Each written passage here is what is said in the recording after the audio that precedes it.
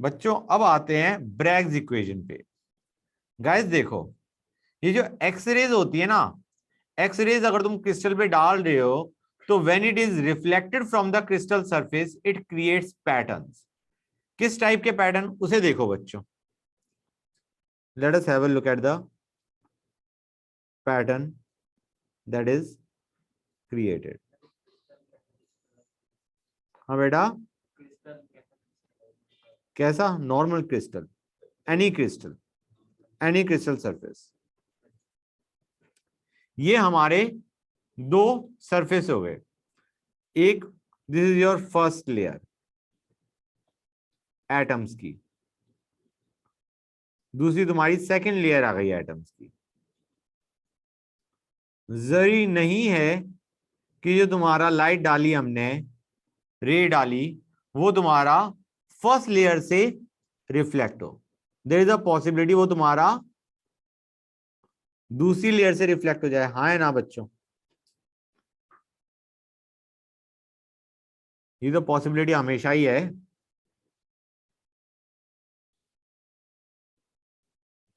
तो गाइस ये हमारा है incident ray,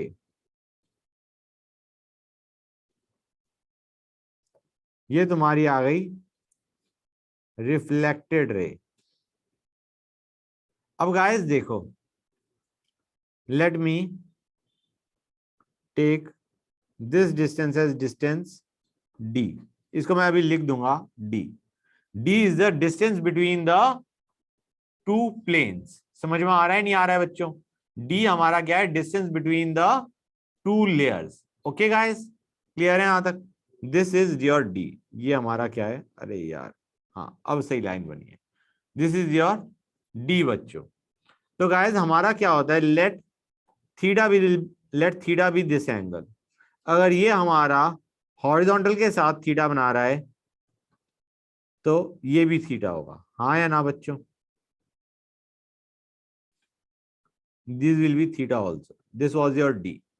okay guys, clear है या नहीं बच्चों यहां तक? अगर ये हमारा एंगल थीटा है तो this the angle will the vertical will also be theta. Okay guys, अब देखो हमारा what we need to know, the formula is n lambda is equal to 2d sin theta. That is the formula that you have. This is your Bragg's equation बच्चों। यहां पे देखते आओ what each symbol denotes. Lambda is the wavelength of rays, wavelength. Theta is the angle of diffraction. या हम इसको क्या बोल सकते हैं? It is the angle between incident X-rays and plane of the crystal. हाँ है ना बच्चों? यही तो एंगल था, the angle made by the incident X rays and the plane of the crystal, basically this thing guys. समझ में आ रहा है नहीं आ रहा है बच्चों? Good. And what is N? N is the order of diffraction. It is basically a integer value. It is a integer value. Guys यहां तक कोई डाउट इस फॉर्मूले में? N lambda is equal to 2d sine theta. यहां तक कोई doubt guys? बताओ भाई बच्चों। D is the distance between the plane. ठीक है ना बेटा? तो गाइस एक क्वेश्चन देता हूं, let me write down the question first. बच्चों एक क्वेश्चन पढ़ा नहीं पढ़ा? हमें दे रखा है sample of crystalline solid scatters the beam of X rays जिनकी वेवलेंथ है, ठीक है ना गाइस? एक्स रेज की वेवलेंथ क्या है? 70.93 picometre at an angle of 2 theta equal to 14.66 degree. अगर ये सेकंड ऑर्डर डिफ्रैक्शन है, एन की वैल्यू 2 हो गई basically, what is the distance between the parallel planes? ठीक है ना गाइस? जो मैंने बताया था ना, D distance is the distance between the parallel planes from which the light has been reflected. ठीक है ना गाइस? तो हम क्या कहेंगे? एक्स रेज जो तुम्हारी रिफ्लेक्ट हो रही है, तो what is the distance between the parallel planes of atoms from which the scattered beam appears to have been reflected. We have to find out the distance between the two parallel planes. समझ में आ रहा है नहीं आ रहा है बच्चों? Of atoms. गाइस यहां तक कोई डाउट? क्वेश्चन के अंदर कोई डाउट है? It is a simple question जिसके अंदर हमें फॉर्मूला लगाना है n lambda equal to 2d sine theta. Theta हमें पता है, हमें 2 थीटा की वैल्यू दे रखी है 14.66 डिग्री, तो हमारा थीटा कितना आ गया? 7.33 डिग्री। लैम्डा हमें दे रखा है एज 70.93 पिकोमीटर। हमें एन दे रखा है, it is a second order diffraction, N is 2। D निकलाएगा नहीं निकलाएगा बच्चों? The distance between the parallel planes. हाँ बेटा, आंसर तुम्हारा डी का वैल्यू भी पिकोमीटर में आ जाएगा, नो बिग डील। जो डी की वैल्यू आएगी यहां से, डी का answer will be in picometre only. Guys यहां तक किसी बच्चे को कोई डाउट? बताओ भाई, बोलो गाइस, कोई नहीं डाउट सर। नहीं? सर एक दैट्स सेकंड, नाइस। पिकोमीटर में कैसे है? हाँ बेटा, डी की अरे वैल्यू बेटा अगर हम पिकोमीटर। लैम्डा पिकोमीटर में ले रहे हैं तो डिस्टेंस भी तो पिकोमीटर में ही आएगा। ओ ओके सर। ये रहा ना? यस है यस। यहाँ तक कोई डाउट बेटा? सर साइन थीटा बहुत छोटा है थीटा, तो हम उसको इक्वल कर देंगे बेटा ना तुम्हारी थीटा। आवाज इतनी धीरे आ रही है, मैं क्या बताऊं, फिर से बोलना। सर साइन थीटा को हम थीटा के इक्वल कर देंगे ना, क्योंकि क्योंकि थीटा बहुत बहुत छोटा है यस सर।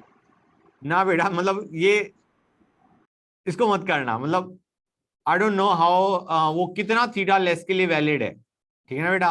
वो अप्रोक्सीमेशन हम करते हैं, but for which value of theta that sine theta is almost equal to theta, you can not be sure. समझ रहे हो बेटा? तो वो मत करना। ओके क्वेश्चन में दे रखी होगी आई गेस। हाँ ठीक है ना? चलो फिर let us go on to the new thing guys. एक नई चीज पे चलते हैं बच्चों। Your Bragg's equation is done, ठीक है? Let us go on to something new. Defects in crystal बच्चों, defects in crystals. Defects in crystals बेटा दो तरह के डिफेक्ट होते हैं, टू टाइप्स ऑफ डिफेक्ट्स। बच्चों थ्योरी चलेगी गंदे वाली, चलती जाएगी, ठीक है ना गाइस? दो टाइप के डिफेक्ट होते हैं यार। एक ऐसे है जैसे पॉइंट डिफेक्ट, समझ में आ रहा है नहीं आ रहा है बच्चों? पॉइंट डिफेक्ट का मतलब है यार छोटा डिफेक्ट एक तरीके से, और डिफेक्ट तुम कहोगे यार इस पॉइंट के ऊपर थोड़ा सा डिफेक्ट लग रहा है कि जो क्रिस्टल है वो तुम्हारी नॉर्मल सिमेट्री नहीं चल रही, देयर इज सम एरर, ठीक है ना बेटा? Some kind of defect is observe, but it is observe around a lattice point. Clear है गाइस? जो भी डिफेक्ट है it is observe just around a particular lattice point, ठीक है ना guys? That is one kind of defect जिसे हम बोलते हैं पॉइंट डिफेक्ट। इसको हम लिख भी सकते हैं, point defect is observe at or around a lattice point. दूसरे पे आते हैं, लाइन डिफेक्ट। लाइन डिफेक्ट का मतलब क्या है कि पूरी रो में डिफेक्ट है, ठीक है ना guys? It is not just located around a particular point, there is a sir whole row. Defect का क्या मतलब हुआ, मतलब इसमें हाँ बेटा, डिफेक्ट का क्या मतलब हुआ कैसे? डिफेक्ट, डिफेक्ट का मतलब है some irregularity in the crystal. Simple terms में सोचा जाए, अभी हम डिफेक्ट को डिटेल में पढ़ेंगे, उसकी चिंता मत करो। जर्नल टर्म्स में समझा जाए तो there is some irregularity in the structure. Irregularity कैसे आ रही है? देयर इज अ पॉसिबिलिटी कि कुछ कटायन अनायन मिसिंग हो, या फिर कटायन वही हैं जितने होने चाहिए लेकिन they are missing from their general location, जो स्टैंडर्ड लोकेशन जो उनकी होनी चाहिए वहां से हटके कहीं और घूम रहे हैं, कहीं और घूम रहे हैं, मतलब किसी और वर्ड के अंदर जाके बैठ गए, that is also a defect. या फिर तुमने आयन फेंक के कोई दूसरा आयन ले आए क्रिस्टल में, दैट इज अनदर डिफेक्ट। तो ये हम डिफेक्ट स्टडी करेंगे, उसकी चिंता मत करो। अभी आते हैं लाइन डिफेक्ट पे। Line defect is a defect in entire row of lattice points। तो हम कहेंगे यार ये लाइन डिफेक्ट नहीं स्टडी करना, हमें विल स्टडी पॉइंट डिफेक्ट्स बच्चों, will study point defects. Point defect होते हैं, हाँ बेटा, हाँ काइंड ऑफ, यस, मतलब not a bad way of saying it, it is true. अब आते हैं stoichiometric defect, that's one type, impurity defect, that's another, non stoichiometric is another.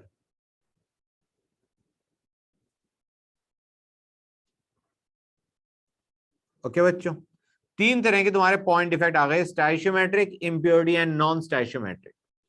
तो सबसे पहले आते हैं स्टाइशियोमेट्रिक डिफेक्ट पे। What do we mean by stoichiometric defect guys? Stoichiometric defect वो होता है गाइस कि डिफेक्ट तो आया, लेकिन जो तुम्हारा मॉलिक्यूलर फॉर्मूला है क्रिस्टल का, दैट डज नॉट चेंज। समझ में आ रहा है नहीं आ रहा बच्चों? The molecular formula is same despite having the defect, ठीक है ना गाइस? तो will say there is no change in molecular formula. Okay guys, तो बच्चों एक काम करते हैं, let us have a look at example of stoichiometric defect, general example. इसको हम बाद में डिटेल में पढ़ेंगे, जो मैं दो एग्जाम्पल देने वाला हूं, ठीक है ना गाइस? दो एग्जाम्पल तुम्हारे स्टाइशियोमेट्रिक डिफेक्ट के दूंगा इन ऑब्जर्व्ड इन आयनिक क्रिस्टल। पहला क्या है गाइस स्टाइशियोमेट्रिक डिफेक्ट? NaCl का एग्जाम्पल लो। हमने कहा NaCl के 100 यूनिट्स मान लिए हमने, मतलब Na प्लस के 100 यूनिट्स, Cl माइनस के 100 यूनिट्स। हमने 5 Na प्लस फेंक दिए क्रिस्टल से बाहर, 5 Cl माइनस फेंक दिए क्रिस्टल से बाहर। Now that is a kind of defect.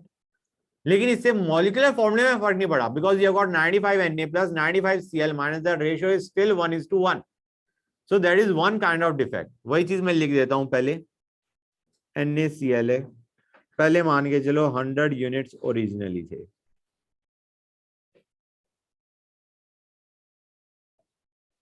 अब हमने क्या किया, 5 Na plus and 5 Cl minus are missing.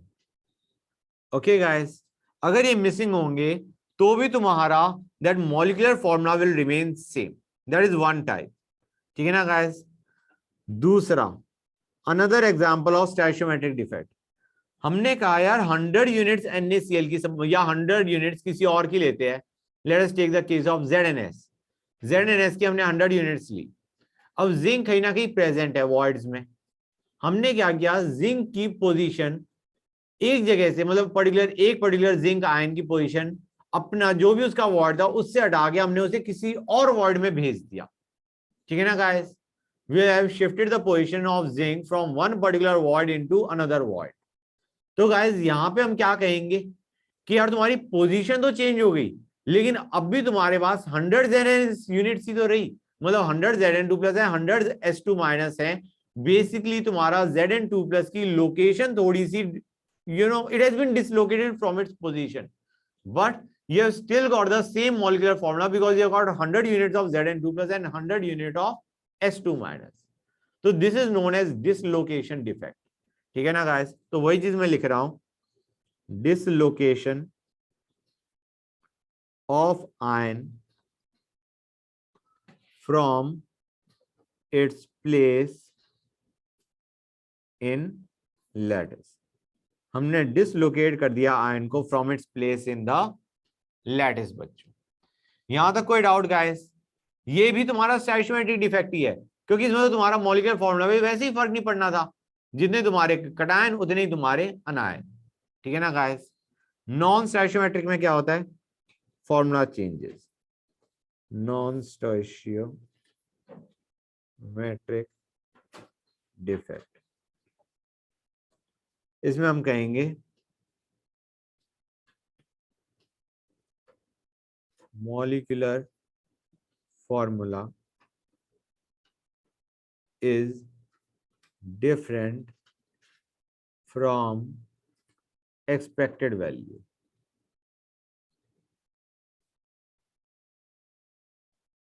Okay guys, so let us discuss your stoichiometric defects first. अब बच्चों एक चीज याद रखना, जो भी हमने अभी स्टैचोमेट्रिक डिफेक्ट के एग्जांपल देखे, those are the defects observed in ionic crystals. ठीक है ना बच्चों, क्लियर है यहां तक? First will discuss non ionic solid के अंदर this defect, non ionic solids में। हाँ बेटा, ये रहा। तो हम स्टैचोमेट्रिक डिफेक्ट देखेंगे in non ionic solids first. कर लिया नोट बेटा? Okay,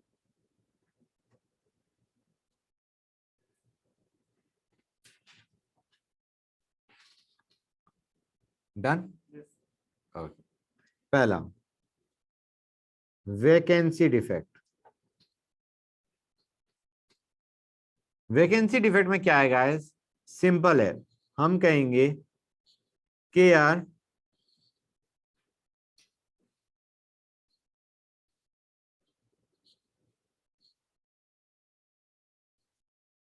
this is your vacancy defect. तुम्हारे पास जो एटम है that should have been present in set locations, मतलब लैटिस पॉइंट्स पे प्रेजेंट होना चाहिए था। कुछ लैटिस पॉइंट्स में से that atom is missing, a vacancy has been generated, that is vacancy defect. समझ में आ रहा है नहीं आ रहा है बच्चों? और ये जो तुम्हारा नॉन आयनिक सॉलिड्स है, इसमें स्टैचोमेट्रिक में ज्यादा प्रॉब्लम आती नहीं। We are talking about atoms, हाँ है ना? मतलब आयंस होता, देन यू विल से कि यार फॉर्मूला चेंज हो रहा है। When you are talking about atom, supposing तुम कार्बन एटम की बात कर रहे हो, आई मीन अगर तुमने वहां से एक एटम हटा भी दिया, the molecular the formula will, formula change क्या करोगे तुम? आयनिक सॉलिड्स है जहां पे तो तुम्हारा molecular formula actually mean something, कि तुमने Na के सपोजिंग 5 हटाए, Cl के 10 हटा दिए, that will change the formula. मतलब हमारा नॉन आयनिक सॉलिड्स में स्टैचोमेट्रिक डजंट मीन मच। ठीक है ना गाइस? अभी तो यहाँ पे ध्यान दो कि what is the defect that we are talking about. Vacancy defect में क्या है? Some of the lattice points पे जो एटम्स है those are missing, some atoms are missing from their lattice positions, that is vacancy defect. Diagram I think is self explanatory. Example ले लो, diamond. ठीक है ना गाइस? अगर तुम्हारा carbon atom, if carbon atom is missing, then it has got a vacancy defect. Okay बच्चों, clear है यहां तक? मुझे ये बताओ, इस डिफेक्ट के कारण डेंसिटी पे क्या फर्क पड़ेगा बच्चों? डेंसिटी पे अगर तुम्हारा लैटिस का साइज सेम रहा, हाँ, नंबर ऑफ पार्टिकल्स कम हो गए, तो हम कहेंगे density will decrease. Correct, there is a decrease in density of solid.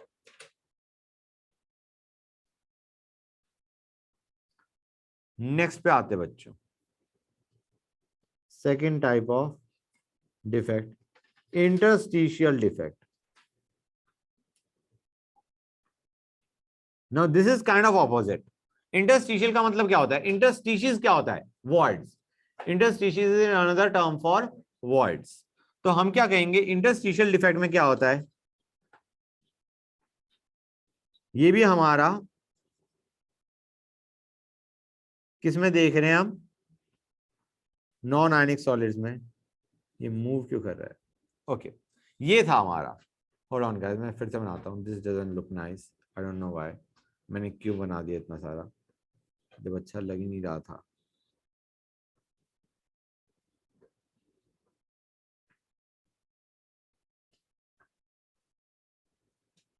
ये है, ये हमारा रेगुलर अरेंजमेंट है।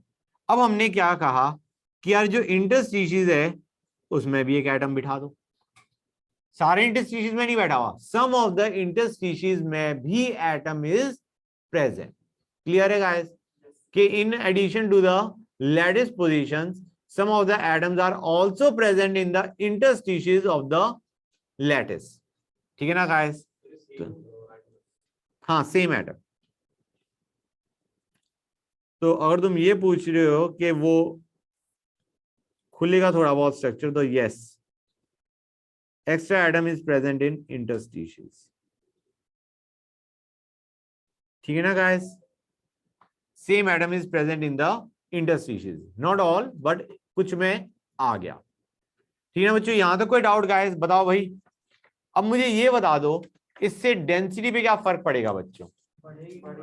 डेंसिटी बढ़ेगी, ऑब्वियस सी बात है, तुम्हारी डेंसिटी बढ़ेगी।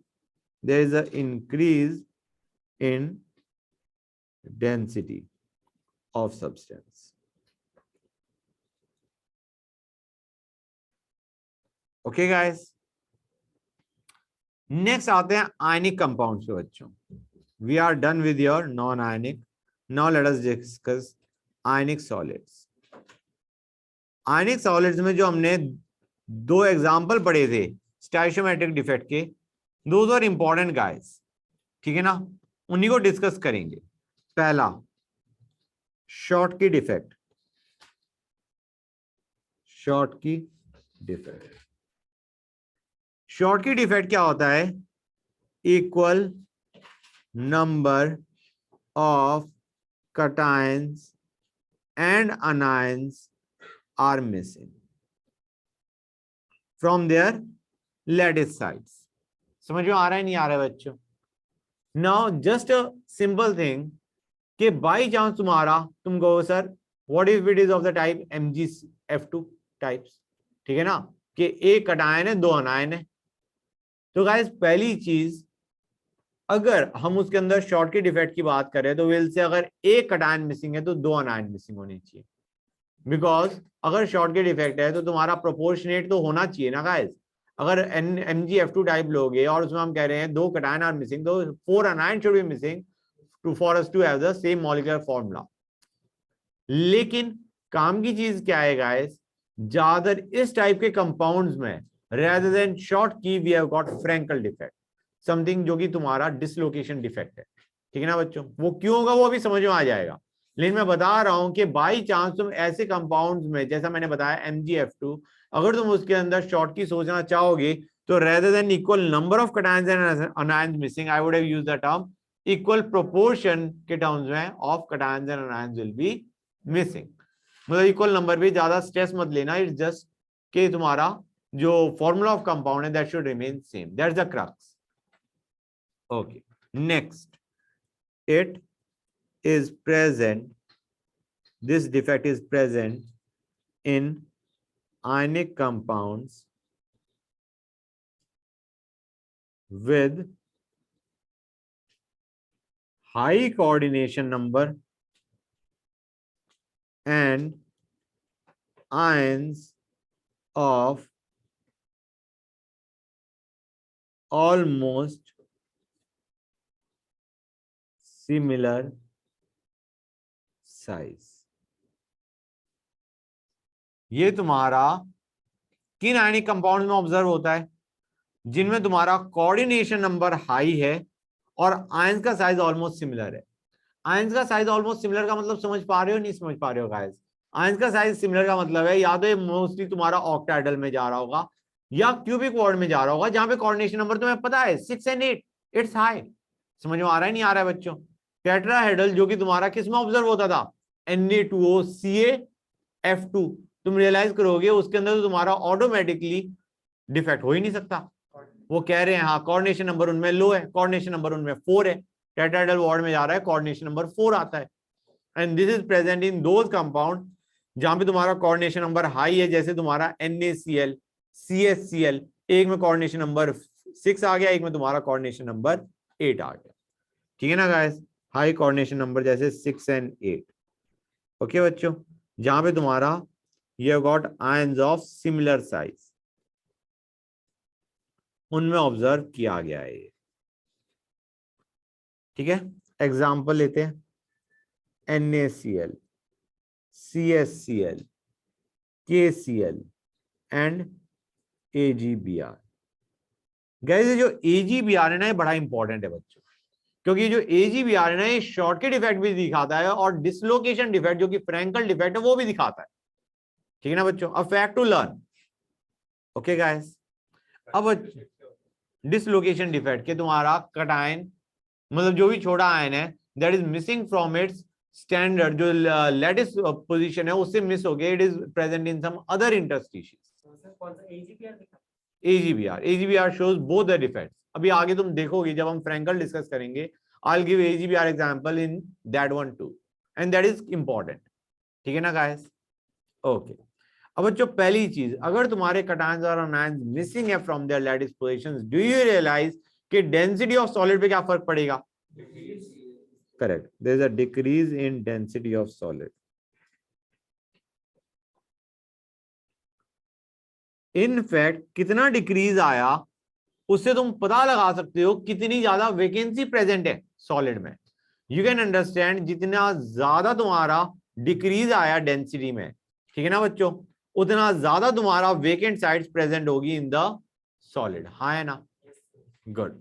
तो हम कहेंगे पहली चीज, डिक्रीज इन डेंसिटी का मतलब है experimental density will be less than your theoretical density. हाँ या ना? इसको मैं पूरा लिख देता हूं. एक्सपेरिमेंटल डेंसिटी, एक्सपेरिमेंटल का मतलब है जो ऑब्जर्व करी गई, is less than theoretical density. Okay बच्चों, यहां तक कोई डाउट गाइस? और हम percentage of missing sites, percentage missing sites को हम कैसे निकालते हैं? कितनी साइट्स मिसिंग है तुम्हारी in the entire lattice? Percentage is defined as theoretical density minus experimental density by theoretical density into 100. That gives us the percentage of missing sites in the lattice. Example ले लेते हैं, clarity रहेगी. Example. Okay. Hold on.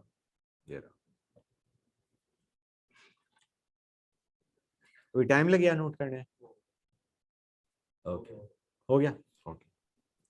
तो हम क्या कहेंगे, example लेते हैं.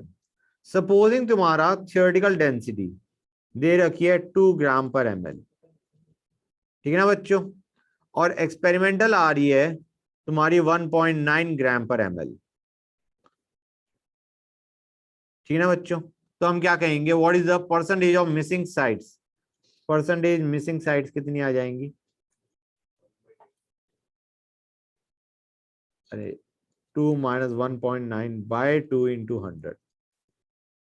That will be like 5%. कि 100 में से 5% sites are missing in cations and anions. बच्चों समझ में आ रहा है नहीं आ रहा है? अगर तुमने 100 NaCl लिए तो उसमें से तुम्हारा 5 Na plus and 5 Cl minus are missing. 5 NaCl units are missing. Clear है या नहीं बच्चों? जो भी उनकी लैटिस पोजीशन थी, लैटिस में पोजीशन थी, वहां से तुम्हारा 100 में से 5 आर मिसिंग. कोई डाउट यहां तक बच्चों? अच्छा नॉर्मली इतनी आती है? हाँ बेटा, सर नॉर्मली इतनी आती है 5%? नहीं, मैंने अपनी तरफ से एग्जांपल लिया है. अच्छा सर. ओके, काफी कम आती है. ओके, पॉइंट में डेसिमल में आनी चाहिए. एनीवे कि तुम्हारा 1000 में 1, 10,000 में 4, 5 इस टाइप से. ओके एनीवे, अभी ध्यान दो गाइस, यार ये जो काम की चीज है, इन क्वेश्चन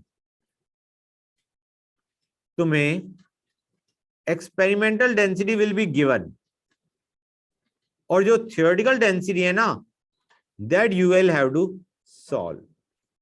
थियोरेटिकल डेंसिटी का मतलब तो ये हो गया ना गाइस, जो तुम्हारा नॉर्मल फॉर्मूला है. सपोज तुम्हें थियोरेटिकल डेंसिटी निकालनी है, उसका फॉर्मूला क्या होता है? Z into M nought by Na. This is the formula that you have.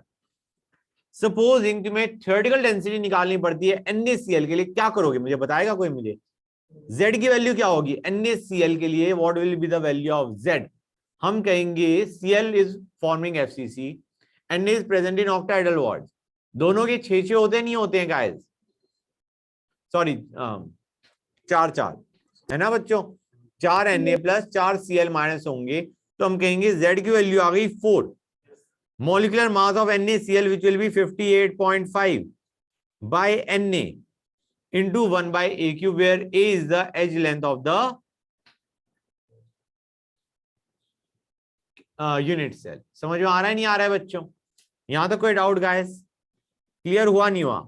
हमने आयनिक के लिए डेंसिटी नहीं निकाल के देखी, लेकिन फॉर्मूला तो वही रहेगा ना गाइस. NaCl अगर हम देख रहे हैं तो 4 Na प्लस 4 Cl माइनस, तो Z की वैल्यू आ गई 4. हमारा m नॉट आ गया molecular mass of NaCl which is 58.5 by Na into 1 by A cube, where A is the edge length of the unit cell. हाँ या ना बच्चों बताओ। Yes sir. तो थियोरेटिकल डेंसिटी वो हमें नहीं देंगे, उसके लिए वो हमें एज लेंथ दे देंगे। That is the only thing that we need to know, क्योंकि z हमें पता है, m0 हमें पता है, the only missing thing is edge length, वो हमें दे देंगे। और जो एक्सपेरिमेंटल डेंसिटी है that will be given to us in the question, that is not something that you can calculate on your own, वो तो क्वेश्चन में दी जाएगी। ठीक है गाइस? हाँ, क्या क्या फर्क पड़ता है, हमें एग्जाम में देंगे ना ठीक है ना। एक्सपेरिमेंटल डेंसिटी तो तुम्हारा वो हो गया ना कि तुमने एक सॉलिड लिया, एक्चुअल सॉलिड उठाया और उसको तुमने you calculate the density as mass by volume, तो it is not something that we are concern about. चलो दूसरे पे ध्यान दो। दूसरा type of defect is your Frenkel defect. Frenkel defect which is another name for dislocation defect. FRENKEL, KEL, हाँ, dislocation defect। अब इसके बारे में मैं कुछ लिख देता हूं। An ion leaves its correct lattice site and occupies an interstitial site. It leaves its correct lattice site and occupies an interstitial site. अपनी लोकेशन से हट गया और कहीं इंटरस्टिशियल में जाके बैठ गया। ठीक है ना बच्चों? तो पहली चीज गाइस, इसमें तुम्हारा it is common in ionic compounds with low coordination number and in which there is large difference in size between positive and negative ions. तुम समझ गए होगे गाइस, लो कोऑर्डिनेशन नंबर तुम्हारा तब आता है जब टेट्राहेड्रल वॉर्ड्स की हम बात कर रहे होते हैं, और टेट्राहेड्रल वॉर्ड्स में there is a large difference in size between the positive and negative ions. हाँ या ना? Good. Example ZnS, AgCl, AgBr and AgI. Due to small size of Zn2 plus and Ag plus. Clear है या नहीं बच्चों यहां तक? Guys कोई डाउट किसी बच्चे को? कोई डाउट नहीं। एक चीज बताओ बच्चों, इसमें डेंसिटी में क्या फर्क पड़ेगा गाइस? बताओ मुझे, what will be the effect on density? कोई फर्क नहीं पड़ना चाहिए, density remains same, density remains same. ठीक है बच्चों? Now just a minute.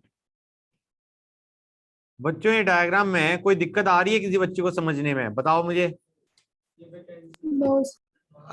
अरे देखो यहाँ पे it is missing from its lattice position and it is occupying this void. हाँ या ना?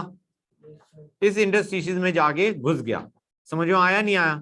It is missing from its lattice side and it has gone into the interstitials. This is a Frenkel defect. हाँ या ना? और यहाँ पे क्या है, दूसरे वाले में तुम्हारा दो cations are missing and your 1 second, कहाँ गए इसके? इसने दो कटायन मिस करा दिए। लेट अस से, सॉरी, एक, this is your my mistake, hold on guys, रुको, हाँ 1 sec, this was your cation, this was your anion, this was your cation, this was your anion। समझ में आया नहीं आया बच्चों? क्लियर हुआ नहीं हुआ गाइस? तो बेसिकली दो कटायन वर मिसिंग, दो anions were missing from their lattice positions. ठीक है बच्चों? बाहर निकल के, they went out of the crystal, they are missing from the crystal। गए गए, दे आर आउट, ठीक है ना। दैट इज द रीजन कि उसमें तुम्हारी डेंसिटी डिक्रीज होगी, they are out of the crystal, ठीक है ना बेटा। Okay, now let us go on to the next one. हाँ, ये लिखा तो था शायद, मैंने मिस कर गया क्या मैं लिखना। डेंसिटी रिमेन सेम बेटा। ओके, अब आते हैं इम्प्योरिटी डिफेक्ट।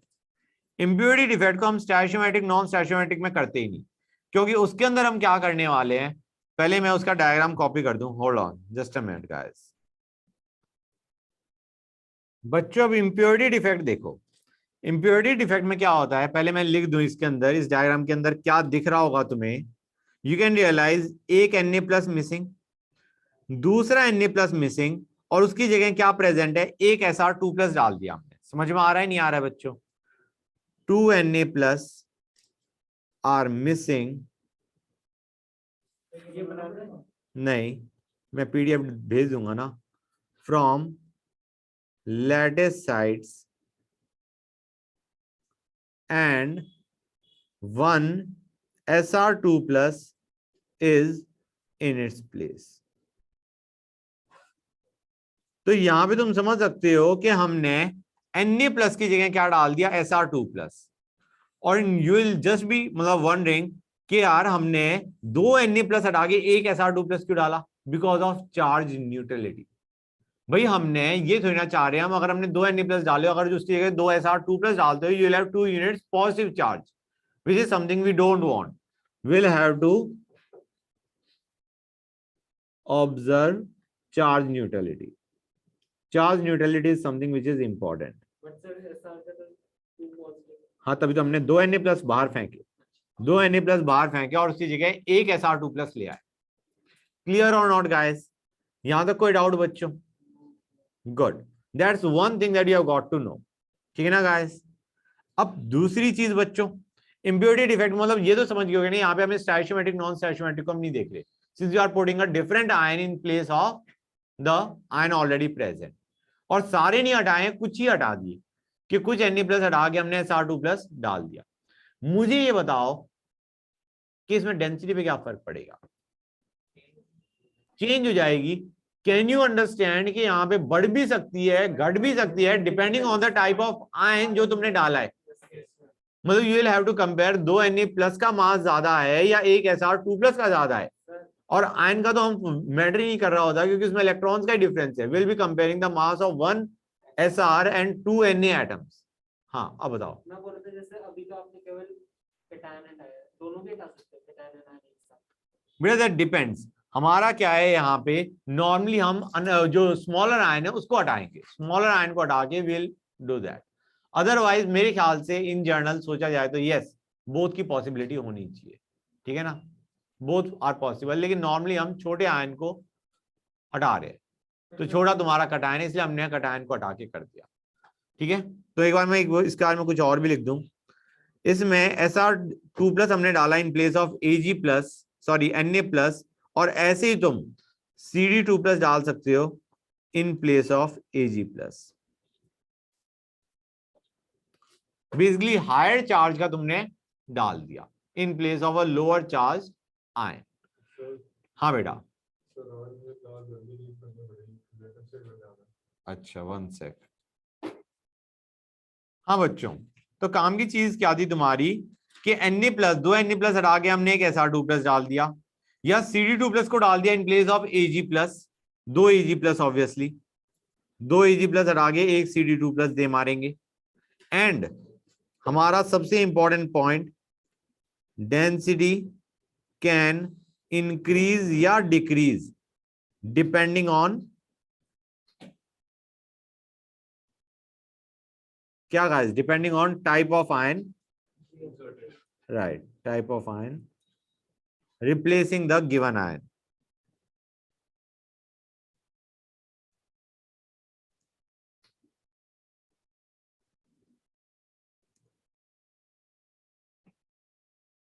ओके गाइस, अब आते हैं हम नॉन स्टैचियोमेट्रिक डिफेक्ट पे।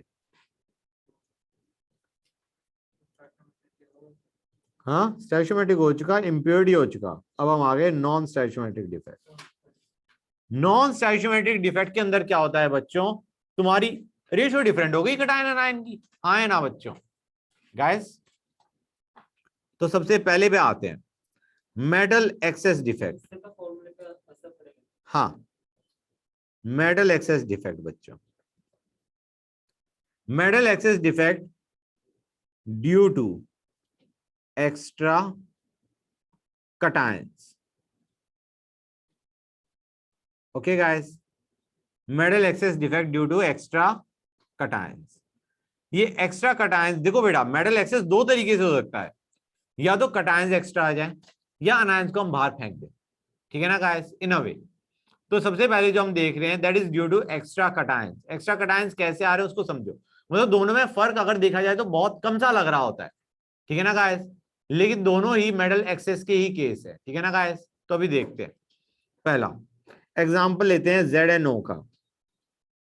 ZnO नॉर्मल है वाइट, हमने उसे कर दिया हीट, हीट करने पे टर्न्स येलो। होता क्या है इसमें उसे समझो गाइस, जब तुमने ZnO को हीट किया तो व्हाट एग्जैक्टली हैपेंस इज के यार Zn तो मतलब ZnO को ऐसे मान के चलो Zn2 plus ion and O2 minus ion, हमने कहा Zn2 plus as it is है, जो O2 माइनस है उसके साथ आई दिक्कत, it was O2 minus, O2 minus को मान के चलो it gives half O2 plus 2 electron. समझ में आ रहा है नहीं आ रहा है बच्चों, O2 माइनस का क्या हो गया, O2 minus give us O2 and electrons. समझ में आ रहा है नहीं आ रहा है बच्चों। तो बेसिकली जो ऑक्सीजन है वो तुम्हारा O2 minus that give us oxygen gas, जो कि बाहर निकल गया, it escaped from the crystal and electrons. तो हमारे पास ऐसे समझो तुम, ये बाहर निकल गया है, what we are left with is Zn2 plus and electron, these are the things that are left. मतलब तुम्हारा कुछ तो ZnO भी बचा है, मतलब मैक्सिमम अमाउंट में तो ZnO बचा है। When you heated it some amount of ZnO broke in the sense कि उसका ऑक्सीजन पार्ट बाहर निकल गया और उसका जो Zn2 प्लस और इलेक्ट्रॉन्स हैं वो बचे रह गए। वो बच के कहां गए उसे समझो। हमने कहा सपोजिंग तुम्हारे पास we have got a big crystal of ZnO, उसमें थोड़ा सा ZnO को ऐसे मान के चलो टूट गया है, ठीक है ना गाइस। अब उसमें ऑक्सीजन टूट गया इन द सेंस उसका ऑक्सीजन बाहर निकल गया, अब बचे Zn2 प्लस एंड इलेक्ट्रॉन्स। ये बंदे जो रिमेनिंग क्रिस्टल है उसके इंटरस्टिशियस में घुस गए। Zn2 प्लस ने कुछ इंटरस्टिशियस ऑक्यूपाई कर लिया, इलेक्ट्रॉन्स ने रिमेनिंग इंटरस्टिशियस ऑक्यूपाई कर लिया। समझ में आया या नहीं आया बच्चों, मतलब Zn2 plus and electrons they go and occupy the interstices that are available in the remaining crystal. Clear or not guys? That is what you have as metal excess defect due to extra cations. ये जो extra cations है and the electrons they occupy the interstitial sites, वही मैं लिखने जा रहा हूं। The excess Zn2 plus ions move to interstitial sites and the electrons to neighboring interstitial sites.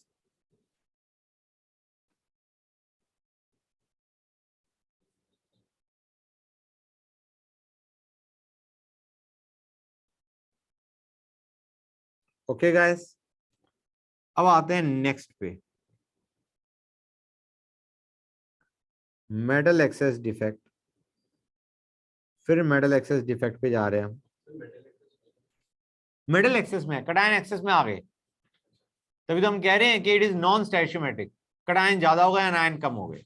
अब हम फिर से कहना चाह रहे हैं कैटायन एक्सेस में, but this is due to anionic vacancies. हाँ अब तुम कहोगे सर उसमें भी तो अनायन ही हटे थे इन अ वे, तो मैं वही बता रहा हूं कि उसको आइडेंटिफाई करना कि कौन सा है, इट इज डिफिकल्ट। एक तरीके तुम कह सकते हो दे आर मोर और लेस सेम, ठीक है ना बच्चों, क्योंकि इसमें भी तो तुम्हारा एक तरीके से जो ZnO था उसके अंदर भी तो तुम एक तरीके ऑक्सीजन को एलिमिनेट कर रहे थे, but the idea was the remaining ions, the cations and the electrons, they were going into the crystal. अब आते हैं guys metal excess defect due to anionic vacancies. यार इसमें एक काम करता हूं, पहले मैं ना पूरा ग्रंथ लिख देता हूं फिर समझाता हूं, दैट वुड बी बेटर। हो सकता है तुम्हें थोड़ा बहुत हेल्प जो मैं ग्रंथ लिख रहा हूं उससे भी हेल्प मिल जाए। When NaCl crystal is heated in atmosphere of Na vapor, Na atoms are deposited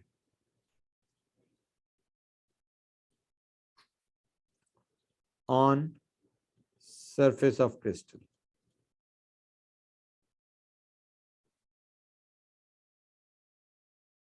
The Cl minus ions diffuse to surface of crystal and combine with Na to give NaCl। अभी मैं एक reaction लिख रहा हूं, उसका मैं meaning समझा दूंगा तुम्हें, मतलब तुम कहोगे सर रिएक्शन तो हम खुद भी समझ जाएंगे what you are writing down, लेकिन I don't think you understand it with respect to the theory that I have written.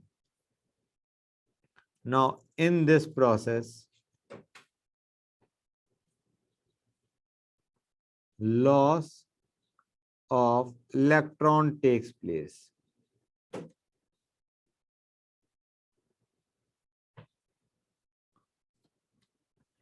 And छोड़ देते हैं, the released electron diffuse into the crystal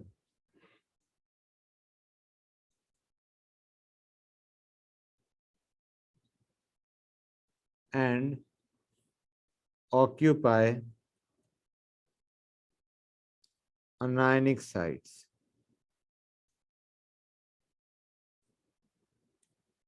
Now crystal has excess of Na plus ions.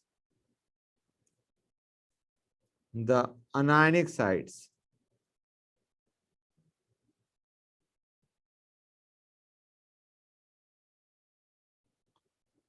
occupied by electrons are called F centers.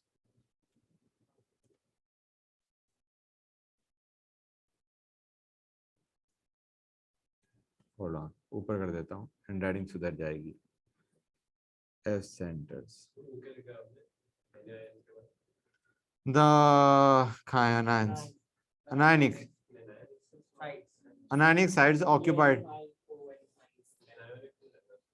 हाँ कौन सा, कहाँ पे हो, इसकी बात कर रहे हो ये? हाँ anionic sites occupied by electrons are called F centers. They impart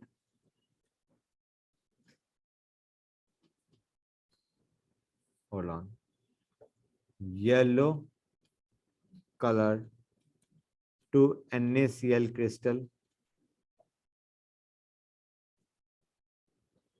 Similarly,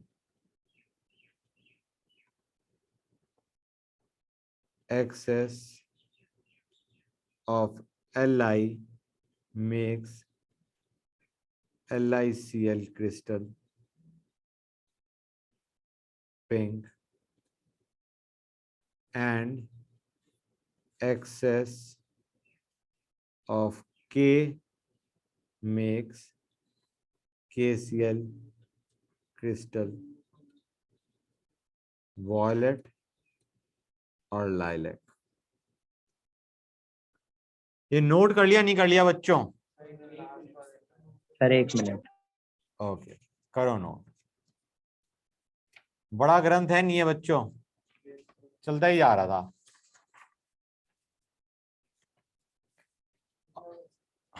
चल रहा है बेटा, it's going on and on. हाँ इधर हटाता हूँ बच्चों, 1 मिनट रुक जाओ, एक फोटो भी चाहिए।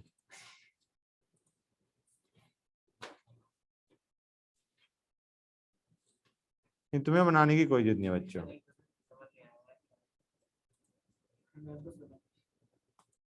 हाँ बच्चों, इतना ही नोट कर रहे थे या कुछ ज्यादा नोट कर रहे थे?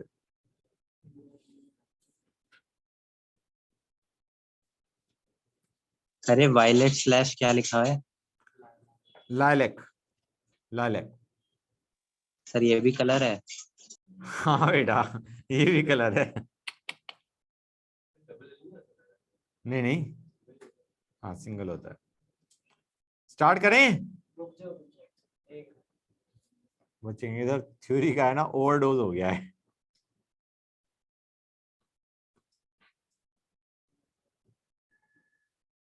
कर लिया नोट? Yes sir.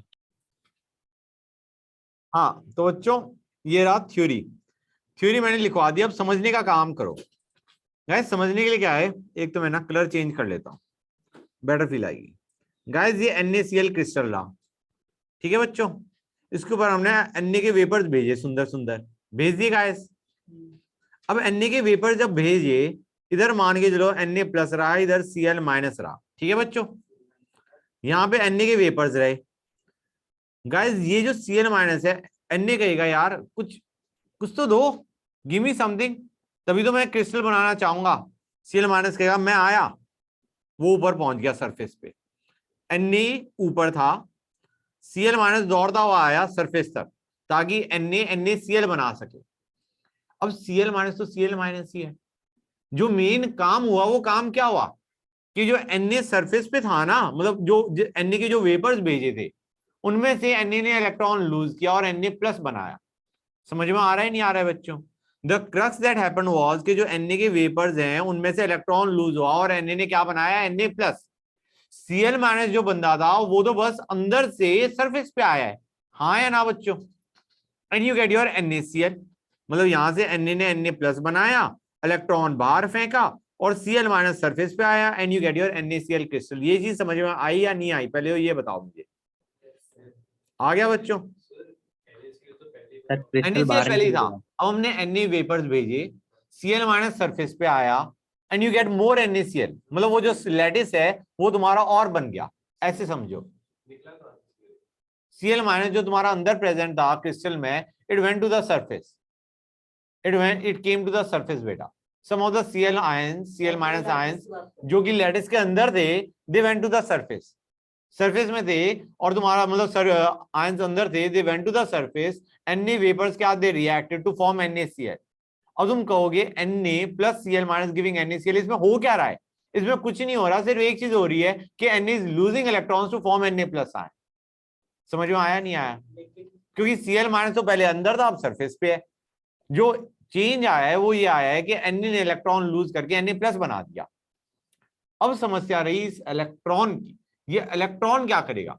वो कहेगा यार Cl माइनस तो सरफेस पे आया ना, मतलब तेरी लोकेशन खाली पड़ी है, मैं वहां घुस के डिफ्यूज करके वहां पहुंच जाता हूं। तो आइडिया क्या रहा कि तुम्हारा Cl माइनस जो है वो तो गया सरफेस पे, और Cl माइनस से जो हटने से जो अनायनिक साइड पे वैकेंसी आई, वहां पे वो इलेक्ट्रॉन डिफ्यूज करके पहुंच गया Na का, and that is what you have in your metal excess defect. समझ में आ रहा है नहीं आ रहा है? एक तरीके तो Na एक्सेस में हो चुका, क्योंकि Cl माइनस तो वही था जो पहले अंदर था, वो सरफेस पे है, but your Na is in excess and the excess of electrons which were generated, they are occupying the anionic side। समझ में आया नहीं आया? अब इस इंफॉर्मेशन को पढ़ लो, इसमें वही चीज लिखी हुई है ज्यादा डिटेल में, ठीक है ना बच्चों? अच्छा गाइस एक चीज और मैं बता दूं, तुमने अभी जितनी भी एग्जांपल देखे उन सब में you can understand charge neutrality was must. Short की को देखो, आयनिक क्रिस्टल की बात करें, दूसरों की तो बात ही नहीं कर रहे। आयनिक क्रिस्टल की बात करो, शॉर्ट की में जितने कैटायन मिसिंग उतने anion missing, neutrality maintain. Frenkel में तो बस पोजीशन ही डिसलोकेशन इफ डिफेक्ट है और कुछ नहीं हुआ तो again your neutrality is maintain. अब आते हैं इंप्योरिटी डिफेक्ट पे, जहां पे 2 Na प्लस की जगह एक Sr2 प्लस डाला, again your neutrality is maintain.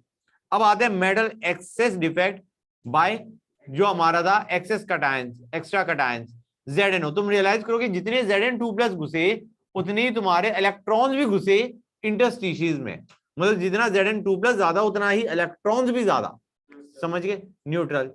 अब यहाँ पे क्या है यार, Na प्लस की फॉर्म में गया तो इलेक्ट्रॉन्स भी तो आए क्रिस्टल के अंदर, तो basically your neutrality is maintained in every scenario guys, हाँ या ना?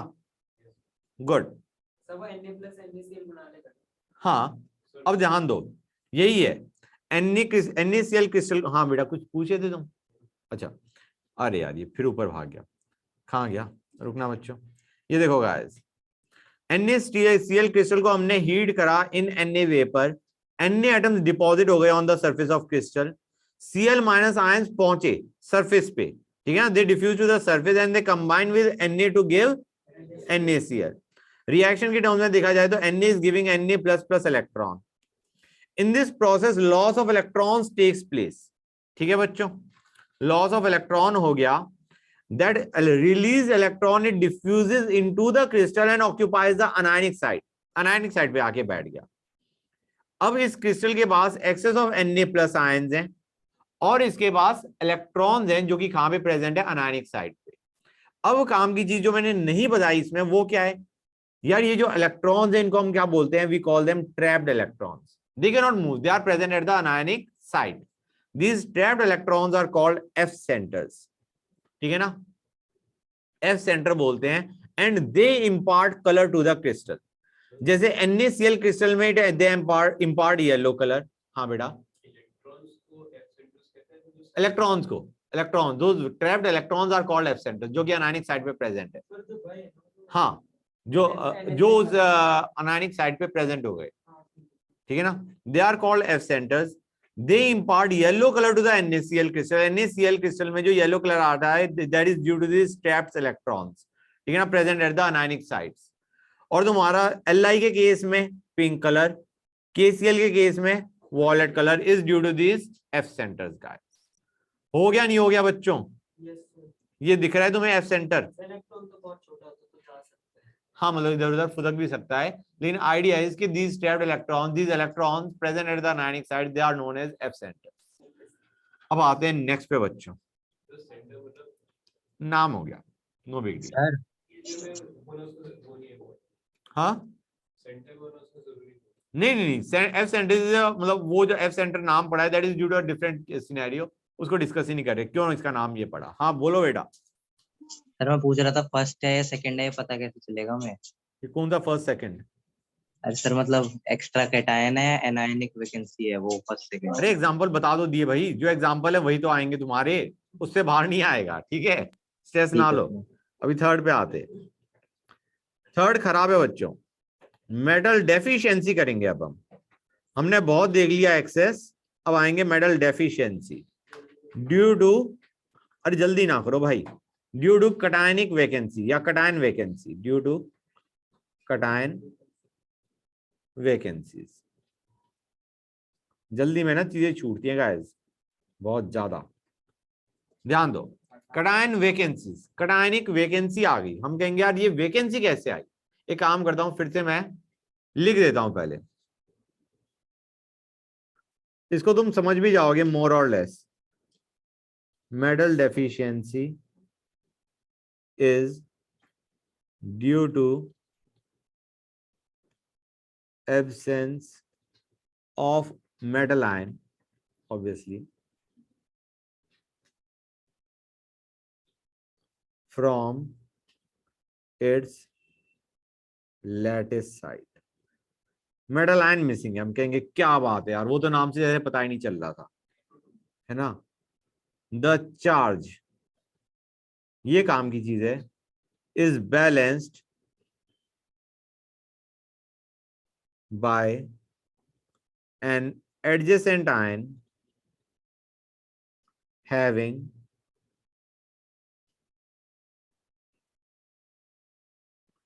Higher positive charge.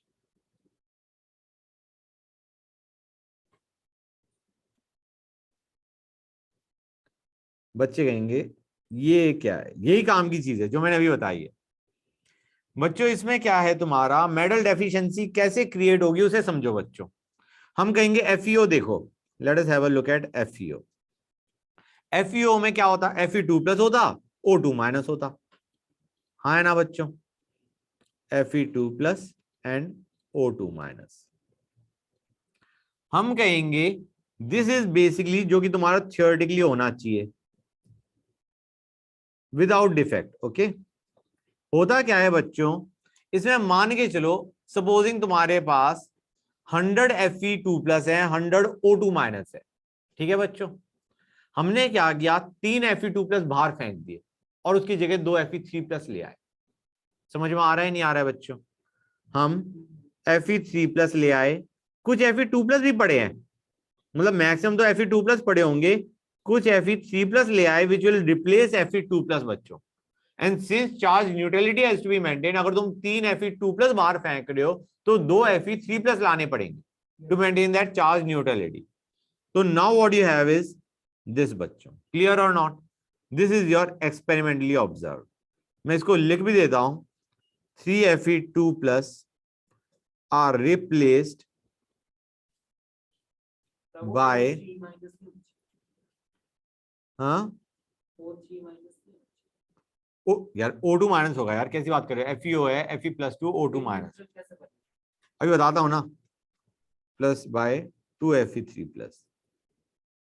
यही यहाँ पे तुम्हारा +6 हमने हटा दिया और यहाँ पे हमने +6 डाल दिया बाय एडिंग 2 Fe3+। क्लियर है यहां तक? And it will result in, बेटा अगर हम hold on, result in 1 vacancy, मैं लिख दूं पहले, पर 3 Fe2+ रिप्लेस्ड। चार्ज न्यूट्रलिटी रहेगी, हमेशा रहेगी। हमने 3 Fe2+ बाहर फेंक दिए, 2 Fe3+ उनकी जगह रख दिए, इसका मतलब तुम्हारा क्या है, एक तुम्हारे पास वैकेंसी आ गई, हाँ है ना बच्चों? एक जगह कटायन होना चाहिए था जो कि अब नहीं है, 3 की जगह हमने 2 रख दिए, having a higher charge. Clear और नॉट गाइस? राइट।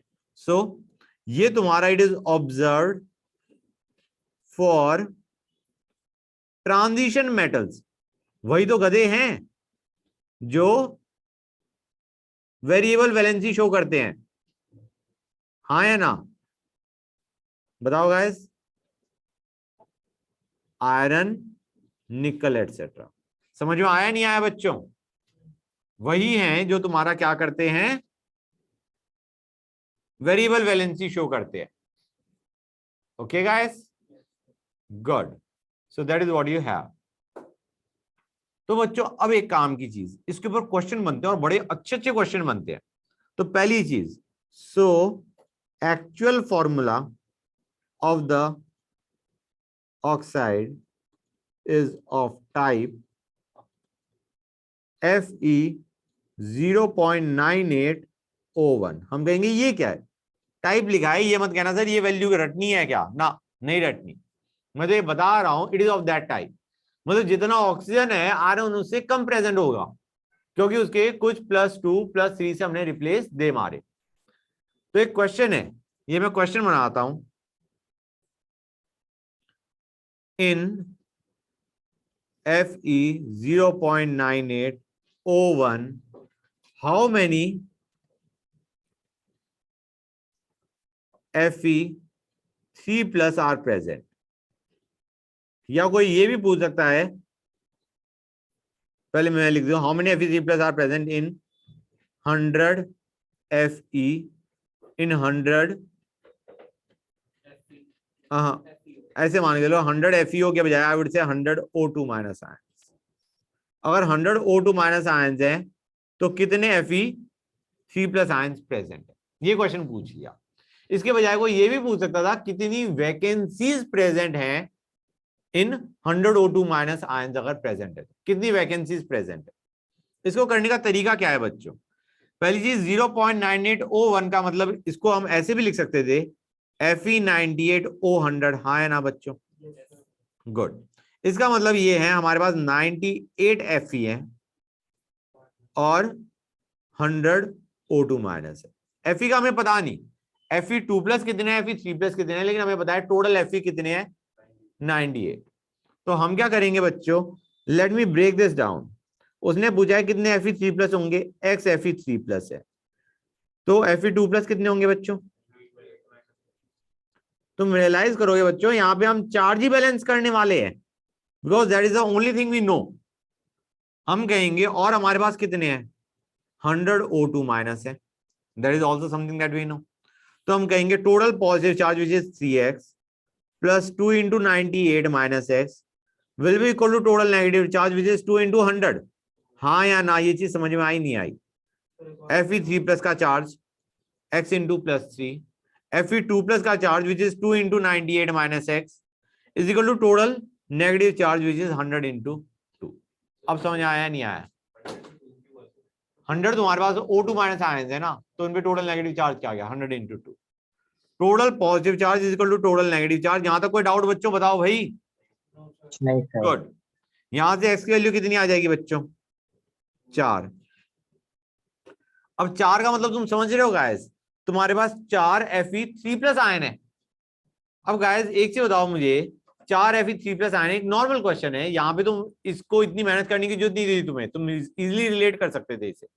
मुझे बताओ वैकेंसीज कितनी होंगी। 2 होंगी ऑब्वियसली, वैसे भी रिलेट कर सकते हो। ऑक्सीजन 100 है, Fe98 है, यू गॉट 2 वैकेंसीज। हाँ है ना, ठीक है ना गाइस। वो तो देखते ही पता चल रहा था, करेक्ट। लेकिन मैं वैसे ही बता रहा हूं कि दिस इज योर वो number of vacancies. Number of vacancies कितनी आ गई पर 100 O2 माइनस इज 2। ठीक है बच्चों, 9 बेसिकली दिस 2 इज 100 माइनस 98, हमने डायरेक्टली कर दिया ऑब्वियसली। अब आते हैं बच्चों एक और क्वेश्चन जो स्लाइडली थोड़ा सा डिफरेंट है। गाइस ये तुम्हारा जो आयरन के लिए कर रहा हूं ये निकल के लिए भी हो सकता है, ठीक है ना बच्चों। It is also transition element. इस क्वेश्चन में हमें क्या दे रखा है, if 96% is Fe2 plus and remaining Fe3 plus, what is the formula of compound? Anion oxygen है obviously. What is formula of compound? What is formula of oxygen? What is formula of compound बच्चों? हाँ बेटा, अच्छा कुछ guys, हाँ हम कहाँ पे थे, क्वेश्चन पे थे। 96% Fe2 प्लस है, रिमेनिंग Fe3 प्लस है, what is the formula of compound. अब एक मिनट हो गया, अभी ट्राई मत करो, बिल्कुल ट्राई मत करो, क्योंकि मुझे समझाना है। तुम अगर ट्राई करते हो और बाई चांस तुम्हारा आंसर सही आ गया ना, जो मैं बताने वाला हूं तुम वो नहीं सुनने वाले, जो कि मैं नहीं चाहता। I want you guys to listen to me, ध्यान से सुनो। पहली चीज इसमें तुम्हारा थोड़ा सा डिफरेंट क्या हो गया, इस बार उन्होंने आयरन बता रखा है 100 है, they have given 96% Fe2 plus है, इसका मतलब 4% Fe3 प्लस है। What they want us to find out is how many oxygen are present for 100 Fe ions.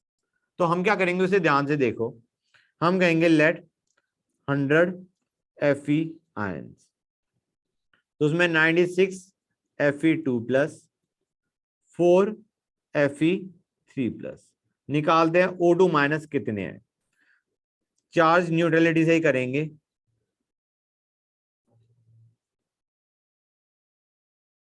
ये आ गया बच्चों। गाइस यहां तक कोई डाउट बताओ भाई, ये चीज समझ में आई नहीं आई। Total positive charge which is 96 into 2 plus 4 into 3 is equal to total negative charge which is 2 into X, where X are the number of O2 minus ions. हाँ या ना, गुड। अब गाइस इसका फॉर्मूला हम कह देंगे, क्या आया, Fe100 O102 या Fe1 O1.02। सपोजिंग ऐसा आंसर कोई दिया ही नहीं हुआ, उन्होंने आंसर दे रखा है से Fex कुछ x O1 तो now you will have to understand something guys कि नॉर्मली चीज है ये, Fe का अगर 1 है तो ऑक्सीजन 1.02 है, राइट। तो हम कहेंगे अगर ऑक्सीजन का 1 लेते हैं हम तो आयरन का कितना होगा। So you might be having a answer in this form. समझ में आया नहीं आया बच्चों? That is very important. कई बार बच्चे रिलेट नहीं करते, बच्चे कहते सर हमारा आंसर गलत आ गया, या ऐसा आंसर था ही नहीं। मैं कहूंगा तुम अंधे हो, तुमने ये वाला आंसर कंपेयर करके देखा था? ठीक है ना गाइस? ओके बच्चों, ये लो, मतलब ऊपर वाला ये वाला या इससे ऊपर वाला? ओके, ये रहा।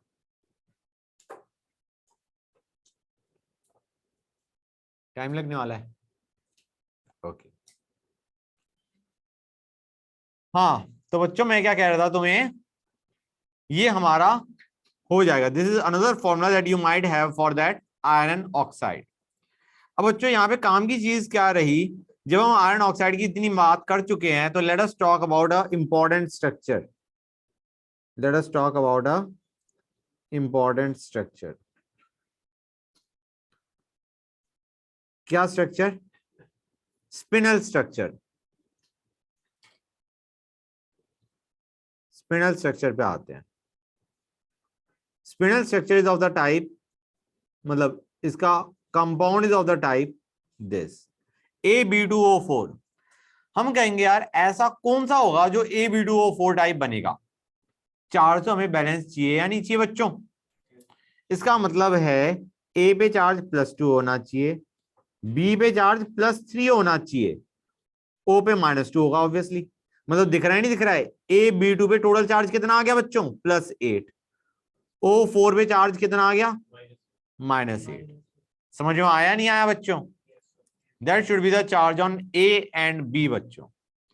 तो गाइस अब देखो स्पिनल स्ट्रक्चर के अंदर क्या होता है, 1 tetrahedral bond is occupied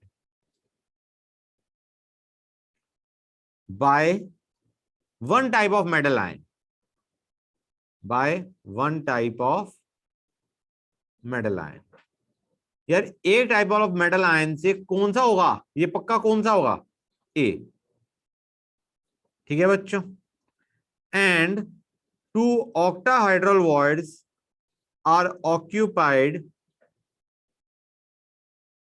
by another type of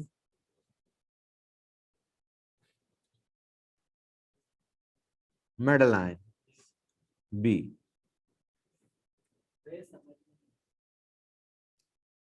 fact to learn चल रहा है बेटा, ठीक है। हाँ, आइडिया क्या है तुम्हारा, जो तुम्हारा ए है वो तुम्हारा प्रेजेंट है टेट्राहेड्रल बॉन्ड में, और जो बी बंदा है वो प्रेजेंट है ऑक्टाहेड्रल बॉन्ड में। तो टेट्राहेड्रल बॉन्ड कितना ऑक्यूपाइड हुआ? 1/8, मतलब 8 में से 1। और ऑक्टाहेड्रल बॉन्ड कितना ऑक्यूपाइड हुआ? 2 आउट ऑफ 4। हाँ, तो half half 2 out of 4 are occupied. So half of the octahedral wards are occupied and 1/8 of the tetrahedral wards are occupied. समझ में आया नहीं आया बच्चों? तो जरा हम काम की बात देख लें। A spinel is formed by Zn2 plus Al3 plus and O2 minus। तो इसमें तुम्हारा Zn2 प्लस कहां बैठा है? टेट्राहेड्रल बॉन्ड में, and 2Al3 plus in octahedral bonds. Formula of spinel क्या है?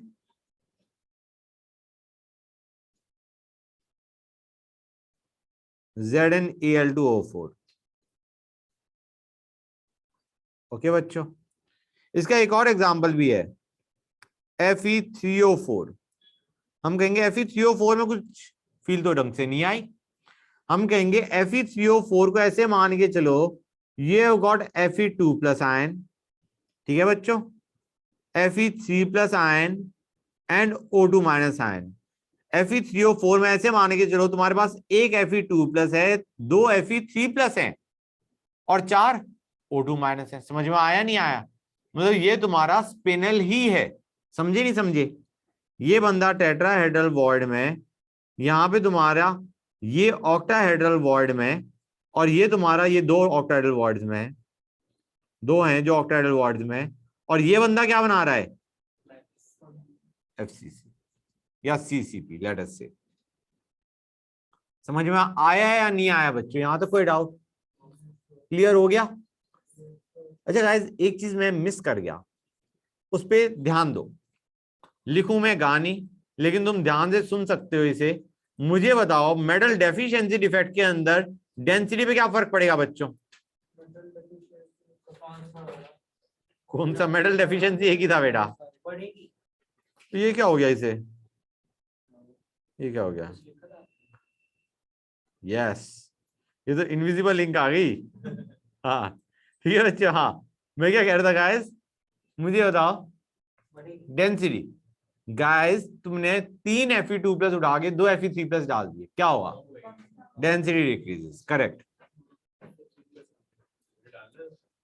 हाँ लिख ही दो यार, लिख दो। ये इस केस में है या हमेशा? हाँ हमेशा। हाँ, मेटल डेफिशिएंसी में डिक्रीज करेगी, density of solid decreases. Okay बच्चों, अब आते हैं नेक्स्ट। हाँ, अरे खत्म होने वाला है भाई, शांति रखो।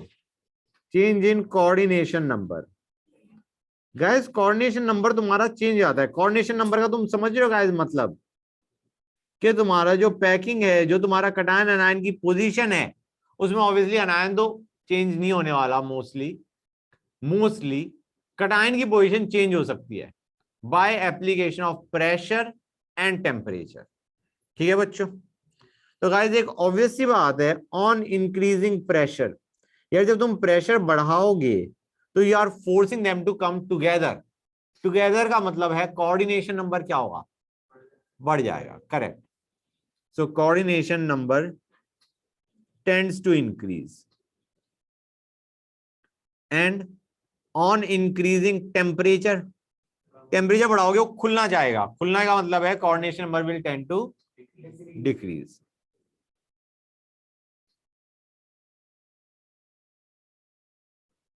ऐसे समझो कि तुम्हारा अगर 4:4 में है, ठीक है ना, कोऑर्डिनेशन नंबर तुम्हारा 4 कटायन का 4 अनायन का है, तो प्रेशर बढ़ाने पे it has got a tendency to go from 4 to 6. समझ में आ रहा है नहीं आ रहा है बच्चों? If that can be done, तो तुम्हारा ये 4 से 6 पे जाना चाहेगा। और अगर तुम टेम्परेचर बढ़ाओगे and you are looking at a crystal जिसमें 8 is a coordination number, temperature बढ़ाने पे it will go to again 6.